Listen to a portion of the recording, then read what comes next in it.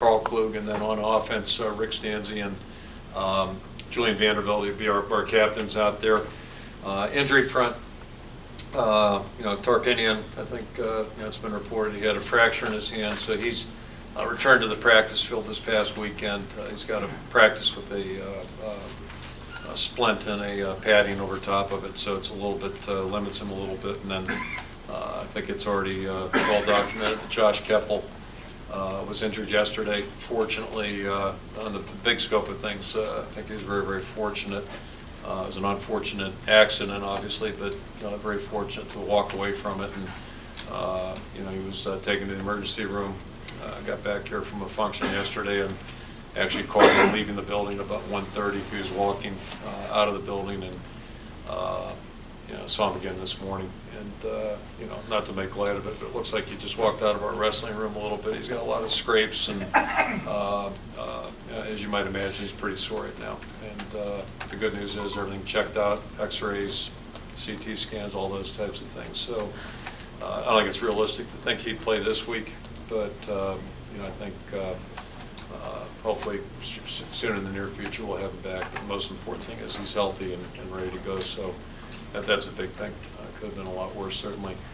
Now we have several guys, probably 3 or 4 guys right now that we'll watch during the course of the week.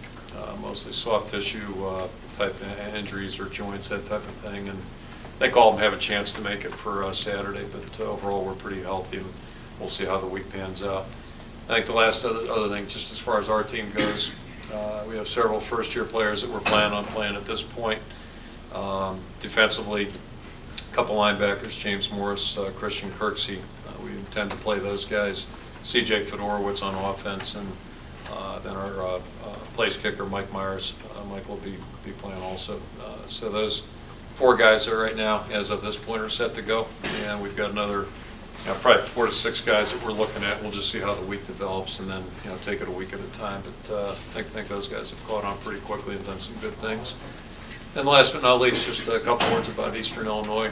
It's like any first game where we're not 100% sure what to expect. I'm sure they feel the same way, and they've got some new faces. I think they returned 6 starters each side of the football, and then they have some new faces that we don't know a lot about that'll be playing Saturday. So we'll be feeling them out a little bit, just like they'll be doing the same with us, I'm sure, and go from there. But certainly their program has had great success traditionally. Bob Spoo has done a tremendous job there, and Bob was an outstanding coach in this conference, Wisconsin, and then Purdue back in the 80s, long time at Purdue, and before he went to Eastern Illinois, and did a great job at Purdue, and has done that at Eastern Illinois. Both his coordinators have been there 10 years plus, so they've got great stability. They, I think, won the conference there 3 out of 5 years, and participated in the FCS playoffs on a routine basis. So they're a well-coached football team, very disciplined. They play hard, and we expect a